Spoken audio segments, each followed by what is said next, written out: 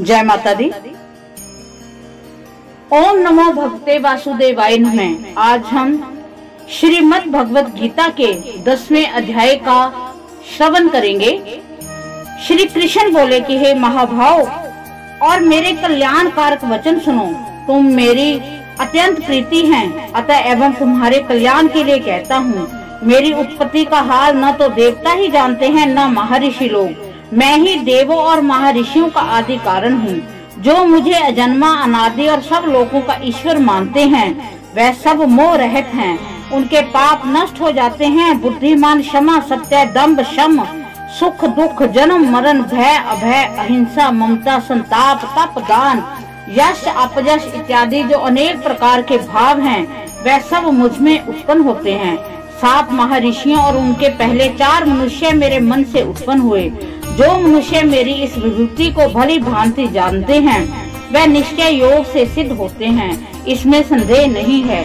यह जानकर कि मैं ही सबको उत्पन्न करता हूँ और मुझ ही से सबकी प्रवृत्ति होती है, विवेकी प्राणी मेरी उपासना करते हैं। वे मुझ में अपने चित्त और प्राणों को लगाकर एक दूसरे को समझाते हुए भजन करते हैं, सदा संतुष्ट और सुखी रहते हैं। चित्त को सावधान करके प्रीति पूर्वक भजन करने वालों को मैं ऐसा बुद्धि योग देता हूँ जिससे वे मुझे प्राप्त कर लेते हैं। उन पर अनुग्रह करके मैं उनकी बुद्धि में स्थित हो दैवीय मान ज्ञान देता हूँ। अर्जुन ने कहा कि आप पर ब्रह्मा हो, परम धाम हो, परम मित्र हो, अचल और दिव्य पुरुष हो, आदि देव हो, अजन्मा हो, सन्यासी हो।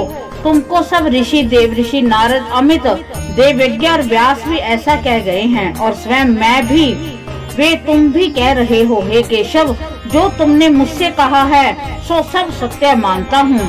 हे भगवान, देवता और दानव इन दोनों ने तुम्हारे रूप को नहीं जाना है। सब चीजों के उत्पन्न करने वाले भूतेश, हे देव जगतपते, हे पुरुषोत्तम, आप स्वयं ही अपने को जानते हैं। अतः आप अपनी गत दिव्य विभूतियों का हाल पूर्णतः वर्णन कीजिए, जिनके द्वारा आप इन सब लोकों में व्यापक हो रहे हैं। चिंतन करता हुआ मैं आपको किस प्रकार से जान सकता हूँ? आपका ध्यान किन किन भावों से करना उचित है? हे जनार्दन, कृपया अपनी माया और विभूतियों को विस्तार से कहिए। इस अमृत रूप आपकी वाणी को सुनने से मेरा मन तृप्त नहीं होता है। श्री कृष्ण जी बोले कि मेरा विस्तार तो अनंत है, तो भी मुख्य मुख्य विभूतियों को मैं तुम्हें सुनाता हूँ। गुण केष्टा समस्त भूत के अंत कर्ण में रहने वाला आत्मा मैं ही हूँ। मैं ही उनका आदि मध्य अंत हूँ। मैं ही आदित्यों में विष्णु हूँ, प्रकाशकों में अनेक किरणों से भूषित सूर्य, मरुद गणों में मारीच, नक्षत्र में चंद्रमा मैं ही हूँ। मैं वेदों में सामवाद, देवों में विष्णु, इंद्रियों में मन और धृत मात्र में चैतन्य मैं ही हूँ। रुद्रों में शिव, यक्षों में कुबेर, अष्ट वसुओं में अग्नि और पर्वतों में सुमेरु मैं ही हूँ। हे पार्थ, पुरोहितों में बृहस्पति, सेनापतियों में स्कंद और जलाशयों में समुद्र मैं ही हूँ। महर्षियों में भृगु वाणी, अक्षरों में ओंकार, संध्यों में जप और स्थावरों में हिमालय मैं ही हूँ। वृक्षों में पीपल, देव ऋषियों में नारद, गंधर्वों में चित्तरथ, सिद्धों में कपिल मुनि, वेदों में अमृत से उत्पन्न उच्चैश्वा, गजेंद्रों में ऐरावत, मनुष्यों में राजा मैं ही हूँ। धातुओं में वज्र, गौओं में कामधेनु, प्रजा की उत्पत्ति करने वालों में कामदेव और सर्पों में वत्सकी मैं ही हूँ। नागों में शेषनाग, जलचरों में वरुण, पितरों में अयरमा और शासन करने वालों में यमराज भी मैं ही हूँ। शुद्ध करने वालों में वायु, शस्त्रधारियों में राम, नदियों में गंगा मैं ही हूँ। हे अर्जुन, मैं सब प्राणियों का आदि मध्य अंत, विद्याओं में अध्यात्म विद्या और वाद विवादों में वाद मैं ही हूँ। अक्षरों में ओंकार, समासों में द्विंद, अक्षय कोक और 4 मुख वाला ब्रह्मा भी मैं ही हूँ। सबको हरने वाली मृत्यु, भविष्य में होने वाले पदार्थों की उत्पत्ति, स्त्रियों में कीर्ति, लक्ष्मी, वाणी, स्मृति, मेधा, धृति और क्षमा मैं ही हूँ। साम वेद में ब्रह्म मास, छंदों में गायत्री, मासों में मार्गशीर्ष और ऋतुओं में बसंत मैं ही हूँ। यादवों में वासुदेव, पांडवों में अर्जुन, मुनियों में व्यास, कवियों में शुक्र मैं ही हूँ। दमन करने वालों में दंड, जय चाहने वालों में नीति, ग्रह पदार्थों में मौन तथा ज्ञानियों में ज्ञान मैं ही हूँ। हे अर्जुन, भूत भाव का जो बीज है वह भी मैं ही हूँ। मेरे अतिरिक्त चराचर भूत कुछ भी नहीं है। हे परंतप, मेरी दिव्य विभूतियों का अंत नहीं है। ये विभूतियों का विस्तार मैंने संक्षेप में कहा है। जो जो वस्तु ऐश्वर्यवान, शोभायान और यशवान है, उन्हें मेरे ही तेज के अंश से उत्पन्न हुआ जानो। यही जानो कि मैं अपने एक ही अंश से इस संपूर्ण जगत में व्यापक हूँ। इस प्रकार श्रीमद् भगवत गीता के 10वें अध्याय का समापन होता है। अब हम श्रवण करते हैं 10वें अध्याय का महात्म। श्री नारायण बोले कि हे लक्ष्मी जी, एक समय कैलाश पर्वत पर शिव पार्वती बैठे हुए थे। एक हंस उनके दर्शन को आया।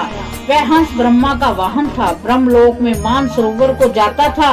उस सरोवर में सुंदर कमल के फूल थे। वह हंस एक कमल को लांघने लगा। उसकी परछाई कमल पर पड़ी तो वह हंस श्याम वर्ण हो आकाश से गिर पड़ा। तब उसी समय मार्ग में मेरा एक गण आया। हंस को गिरा देखकर गण ने कहा कि हे स्वामी, वह हंस आपके दर्शन को आया था, सो श्याम वर्ण होकर गिर पड़ा। गण मेरी आज्ञा से हंस को ले आया।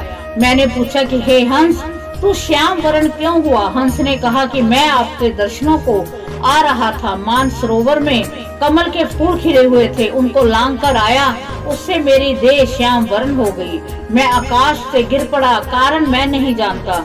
ये सुन शिव जी हंसे। तब आकाशवाणी हुई कि हे शंभू जी, कमलनी से पूछो, वह कहेगी। कमलनी ने कहा कि मैं पूर्व जन्म में पद्मावती नामक अप्सरा थी। उस समय एक ब्राह्मण गंगा किनारे स्नान कर गीता जी के 10वें अध्याय का पाठ किया करता था। एक दिन इंद्र का सिंहासन हिला। तब इंद्र ने मुझे आज्ञा दी कि तू जाकर उस ब्राह्मण की तपस्या भंग कर। आज्ञा पाकर मैं उस विपर के पास गई। उस विपर ने मुझे शाप देकर कहा, अरे पापनी, तू कमलनी हो जा। उस समय मैं कमलनी हो गई। तब से मैं श्री गीता जी के 10वें अध्याय का पाठ करती हूँ। उसी से मेरा ये तेज है। मुझको लांघने वाला काला होकर अचेत हो जाता है। हंस ने पूछा कि मेरा ये श्याम वर्ण कैसे श्वेत होवे और तुम इस कमल देह से छूटकर कैसे देव देही पावे? तब कमलनी बोली, जब कोई श्री गीता जी के 10वें अध्याय का पाठ सुनावेगा तब उद्धार होगा। तब एक ब्राह्मण ने सरोवर से स्नान कर गीता के 10वें अध्याय का पाठ किया। उसे हंस तथा कमलनी ने सुना, तब उनका उद्धार हुआ। इस प्रकार श्रीमद् भगवत गीता के 10वें अध्याय का महात्म समापन होता है। तो हमने श्रवण किया है श्रीमद् भगवत गीता के 10वें अध्याय का पाठ और उसके महात्म्य। तो मैं भगवान विष्णु से, भगवान शिव से, माँ जगदम्बा से प्रार्थना करती हूँ कि वो हमें अपना आशीर्वाद दें। भगवान वासुदेव हम पर अपनी कृपा दृष्टि बनाए रखें। इसी के साथ ओम नमो नारायण।